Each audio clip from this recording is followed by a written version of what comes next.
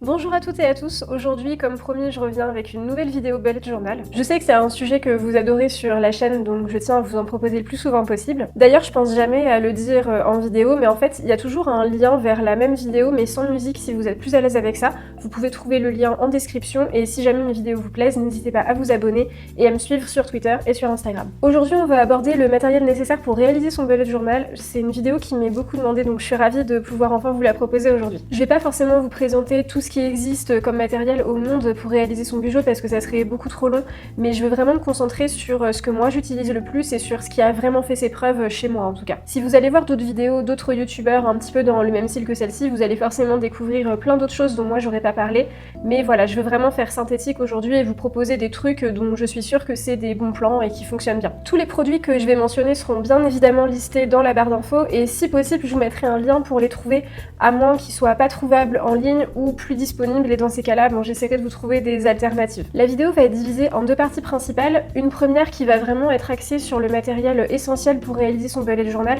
C'est la partie idéale à regarder si vous débutez ou si vous voulez faire un bullet journal super minimaliste, sans trop de décoration ou alors très peu décoré. Et dans une deuxième partie, on parlera plus de déco, mais franchement, n'ayez pas peur, vous me connaissez, j'aime les trucs vraiment très simples et qui vont assez vite. Du coup, je vais vous proposer vraiment que des choses qui s'utilisent très facilement, qui nécessitent pas forcément de capacité en dessin ou de trucs trop compliqués et surtout qui sont rapides à faire. Et si jamais il n'y a qu'une seule partie de la vidéo qui vous intéresse, la première sur le matériel essentiel ou la deuxième sur la décoration, sachez que j'ai mis en description des petits timecodes pour que vous puissiez retrouver directement la partie qui vous intéresse. Donc on va attaquer avec le matériel essentiel.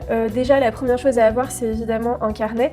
Là-dessus le choix il est assez personnel mais j'ai quand même quelques recommandations à vous faire. Déjà, je vous conseille de vraiment le choisir pointillé, vous savez, avec les petits points sur la page, parce que ça va vous faire gagner vraiment beaucoup de temps. Quand on ne connaît pas trop le bullet journal, on peut se dire que c'est assez superflu cette histoire de pointillé et qu'on peut s'en passer assez facilement, mais je vous assure que les points, c'est vraiment des alliés, et autant en termes de rendu que de facilité et de rapidité. En fait, ces points, ils vont vous aider à tracer plus rapidement vos cases, vos tableaux, vos encarts, toutes ces choses-là, mais aussi vous permettre, par exemple, tout simplement d'écrire droit, mais sans être trop présent sur la page. Vous savez, comme les lignes qui du coup se voient beaucoup plus, en fait, les points, c'est un petit peu plus discret, mais ça vous permet quand même de garder une bonne structure sur la page. Après, vous pouvez tout à fait prendre un carnet sans points ni lignes, je pense notamment aux personnes qui adorent dessiner et qui aiment avoir des pages complètement vierges. Pour les lignes, je recommande pas trop non plus parce que comme je vous disais précédemment, je les trouve un petit peu trop présentes sur les pages et je trouve que le rendu est pas très joli non plus, mais ça c'est vraiment une question de goût, hein. Donc si ça vous dérange pas d'avoir les lignes et que c'est plus facile pour vous de trouver un carnet comme ça, n'hésitez pas, prenez ce que vous préférez. Le deuxième point qui est super important par rapport au carnet, ça va être l'épaisseur de votre papier et là je vous conseille vraiment de prendre le papier le plus épais possible pour que tous les feutres, les stylos que vous allez utiliser ne passent pas à travers vos pages. Moi, mon carnet actuel, il est en papier de 120 grammes par mètre carré, et quand je force un petit peu trop, même avec ce papier-là, j'ai parfois quelques feutres qui traversent. Du coup, je vous conseille vraiment de prendre du 120 grammes minimum. Et après, pour le reste des caractéristiques du carnet, ça c'est vraiment plus des questions de goût et de besoin, et en fait c'est vraiment en pratiquant que vous allez pouvoir identifier ce que vous préférez et ce dont vous avez vraiment besoin. Donc ça va être à vous de voir. Pour les stylos, la tradition veut qu'on écrive toujours en noir, mais ça, c'est vraiment pas une obligation non plus. Dans l'absolu, vous pouvez choisir la couleur que vous voulez pour écrire dans votre bullet journal. La seule chose que moi je vous conseille par rapport à l'écriture, c'est de toujours utiliser la même couleur. Comme ça, vous garderez une sorte de cohérence entre vos pages et même à l'intérieur de vos pages. Moi, au début, j'y faisais pas trop attention, j'écrivais soit en noir, soit en bleu, et le résultat, il était assez catastrophique parce que les deux couleurs étaient mélangées et ça faisait vraiment pas propre.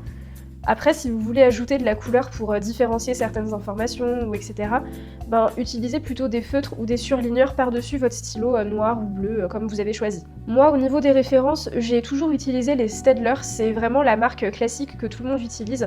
Ce qui est pratique, c'est qu'il existe en plein d'épaisseurs différentes, mais ça, c'est le cas dans plein d'autres marques, comme les Micron ou les Muji par exemple. Donc moi, j'ai 6 marqueurs Staedtler différents, dont l'épaisseur des mines va de 0,05 mm à 0,8 mm. Ça fait environ 3 ans que je les utilise et ils commencent tout juste à montrer un peu des signes de fatigue, donc je peux vous dire qu'ils ont une bonne longévité. Et encore, ceux qui commencent à être un peu abîmés, c'est seulement ceux que j'utilise le plus, genre le 0.3 ou le 0.5, parce que les autres, ils sont vraiment nickel. Et ce qu'il faut savoir aussi, c'est que je les utilise pas seulement pour le bugeot, je fais aussi du dessin à côté, donc ils sont vraiment mis à rude épreuve. Et là, c'est seulement au bout de 3 ans qu'ils commencent à à être un petit peu abîmé, donc je trouve ça vraiment pas mal, je vous les conseille. Et comme certains commencent à fatiguer, et ben je me suis pas fait chier, en fait j'ai repris un bic noir tout basique et je fais tout mon bijou avec depuis plusieurs mois maintenant. Et je vous précise ça parce que c'est simplement pour vous dire que vous avez pas non plus besoin d'acheter des stylos ultra fancy exprès pour le bullet journal, vraiment pas, vous pouvez prendre n'importe quel stylo que vous avez déjà et ça fera très bien l'affaire. Alors, comme on est dans le matériel essentiel, je vais pas vous conseiller de super feutres de toutes les couleurs et tout, mais je vous recommande quand même d'avoir un bon feutre noir. Il va pas forcément vous servir à dessiner, mais ça va plutôt servir à mettre du relief à certains endroits. Par exemple, si vous avez déjà vu mes vidéos bullet journal, vous savez que je fais toujours des espèces de perspectives sur mes cases. C'est une façon qui est super simple de les faire ressortir et une façon d'embellir la page aussi très facilement. Et pour ça, j'utilise un feutre noir que j'ai trouvé chez Action. Je crois que la référence c'est Glass Marker. Ça existe en espèce de petit kit avec plusieurs couleurs, mais je crois qu'il y a un noir dans tous les kits, donc prenez le kit qui vous plaît. Et du coup, ça m'a quasiment rien coûté et je l'utilise depuis des années aussi et il faiblit vraiment pas. Sur mon papier 120 grammes, il traverse pas, donc ça c'est un super bon point aussi. Le noir est super intense et vraiment, il tient super bien dans le temps. Moi, là, il est vraiment pas du tout abîmé quoi, alors j'utilise depuis quasiment 3 ans. Donc je vous le recommande vraiment. Après, je vous conseille aussi tous les basiques de papeterie, donc c'est pas forcément super important, mais tous les trucs genre une règle, une gomme, un crayon de papier, taille crayon, etc. c'est quand même pratique à avoir. Et il y a aussi quelques petites bricoles qui rendent la vie plus facile, notamment les espèces de grands trombones pour maintenir les pages à plat, ou les marque-pages si votre carnet n'en a déjà pas un qui est intégré. Maintenant on va s'attaquer à la partie décoration, mais vraiment avant de commencer je tiens à préciser que c'est totalement facultatif. Je vous jure, j'ai l'impression de radoter et de le dire à chaque fois, mais c'est super important pour moi, vous avez vraiment pas besoin de décorer votre bijou, il doit avant tout vous correspondre et surtout vous être utile parce que son but à la base, c'est juste de vous aider à vous organiser dans le quotidien et c'est pas son rôle de vous prendre la tête ou de vous coller des angoisses de performance ou une angoisse de vous comparer à d'autres bijoux sur Instagram par exemple qui sont super stylisés. Un bijou entièrement réalisé en noir, sans dessin, sans fioriture, moi je trouve ça super beau aussi, et d'ailleurs la plupart du temps, je fais pas du tout de décoration. En fait ça dépend des moments, parfois je vais avoir envie de plein de couleurs partout, et parfois juste d'un truc qui va droit au but, réalisé tout en noir. Et les deux sont tout aussi bien. Mais si comme moi vous avez parfois envie d'un peu de décoration, je vais quand même vous montrer quelques petits trucs qui font un super effet, sans pour autant vous demander de skill en dessin ni trop de temps en plus. Le truc le plus simple pour habiller les pages, ça va être le masking tape. Alors ça s'appelle aussi washi tape selon les sites. Ça existe en plein de couleurs, plein de textures, plein de motifs différents et vous pouvez coller ça un peu partout. Du coup c'est une option de déco qui est très rapide et qui demande juste de savoir coller un truc à peu près droit. Et encore je dis ça, mais si ça vous plaît de le mettre de travers, on s'en fiche complètement, l'important c'est de vous faire kiffer. Moi je les pose en général en pied de page pour faire comme des espèces de frises ou sur la reliure des pages, et ça c'est pas mal aussi parce que ça permet de consolider un petit peu votre carnet. Après il y a certains masking tape qui collent pas super bien, notamment tous ceux que j'ai achetés chez Emma, du coup je vous les conseille pas trop, et si ça vous arrive n'hésitez pas à rajouter un peu de colle pour qu'ils adhèrent un petit peu mieux. Alors perso, mes rouleaux de masking tape, je les achète principalement à 2 endroits, soit chez Action, soit sur AliExpress. Les rouleaux sont vraiment pas chers dans un cas comme dans l'autre et je vous déconseille vraiment de dépenser plus que ça dans un masking tape, à moins d'avoir un énorme coup de cœur pour le motif ou que vous le retrouviez pas ailleurs. Mes rouleaux préférés, c'est les masking tape qui sont un peu plus épais que la normale, notamment ce super motif de carte qui est vraiment super beau. Il fait à peu près 6 cm de hauteur, donc c'est 5 à 6 fois plus grand qu'un masking tape classique, ou alors ce motif de vague avec des petits dessins de baleines dessus, et ces deux-là je les ai aussi achetés sur AliExpress pour même pas 2€.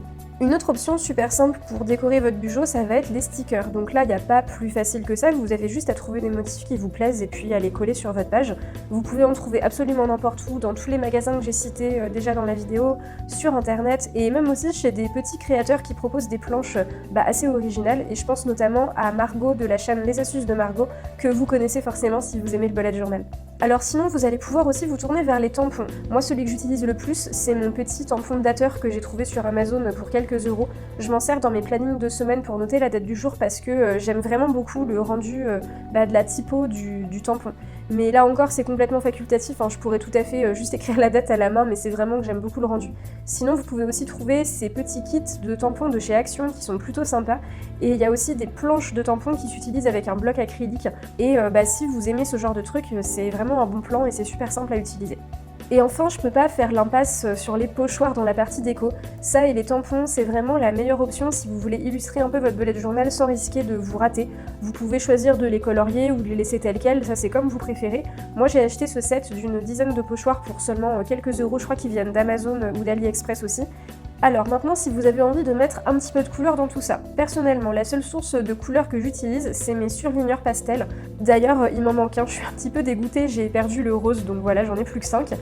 Mais moi je prends uniquement des couleurs pastels parce que j'aime pas quand le rendu est trop fort. Du coup, avec les pastels, j'ai un résultat plus doux et moins criard.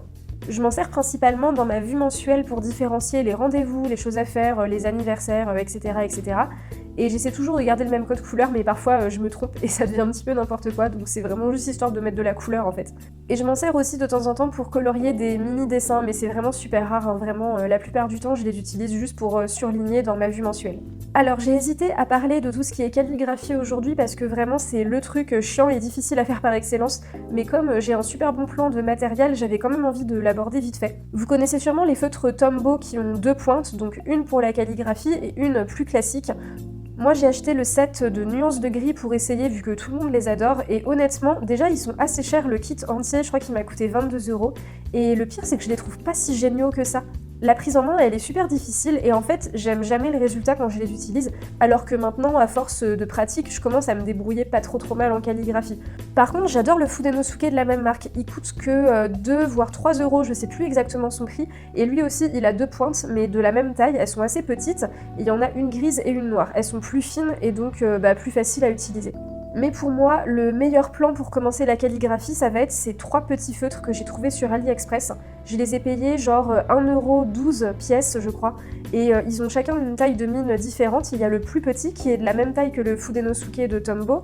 Le plus grand, il se rapproche plus des feutres Tombow classiques, et il y a même du coup une taille intermédiaire entre ces deux-là. Ces feutres, ils sont vraiment géniaux. Je les ai achetés quand j'ai commencé le bullet journal il y a environ 3-4 ans, et ils sont toujours en parfait état. Et sachez que le plus grand, qui se rapproche du Tombow, en fait, il est même mieux que le Tombow. La couleur est plus intense, la mine s'abîme beaucoup moins vite, surtout que du coup, comme je préfère celui-ci au Tombow, j'utilise beaucoup plus celui-ci que le Tombow. Et pourtant, mon Tombow est plus abîmé. Du coup, même si vous êtes pas super doué en calligraphie ou que vous débutez, je vous conseille vraiment d'acheter ces 3 petits feutres parce que vous allez pouvoir vous entraîner mais sans dépenser beaucoup d'argent, quoi. En achetant les 3, vous devriez vous en sortir pour à peine 4 € les 3 feutres.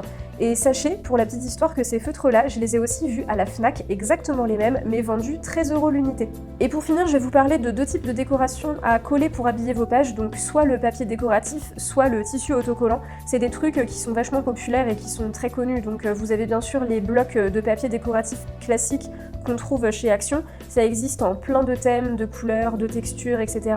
Je vous conseille quand même de les prendre, vous savez, de la même taille que votre bugeot parce qu'il y a les grands blocs, mais il y a aussi des demi-blocs et moi je préfère prendre ceux-là, comme ça j'ai pas de chute dans le papier, je peux les coller directement et c'est plus pratique. Mais si vous prenez un grand bloc, vous pouvez complètement découper un morceau pour les coller sur vos pages.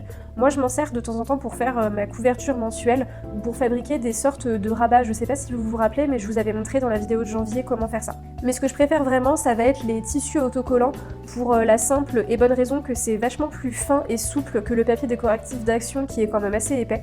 Je peux pas vous le montrer directement en démonstration parce qu'en fait j'en ai plus, mais je me sers aussi de ça pour faire mes couvertures mensuelles. Comme ça, j'ai pas besoin de dessiner, je choisis un motif ou une thématique qui me plaît et je colle directement.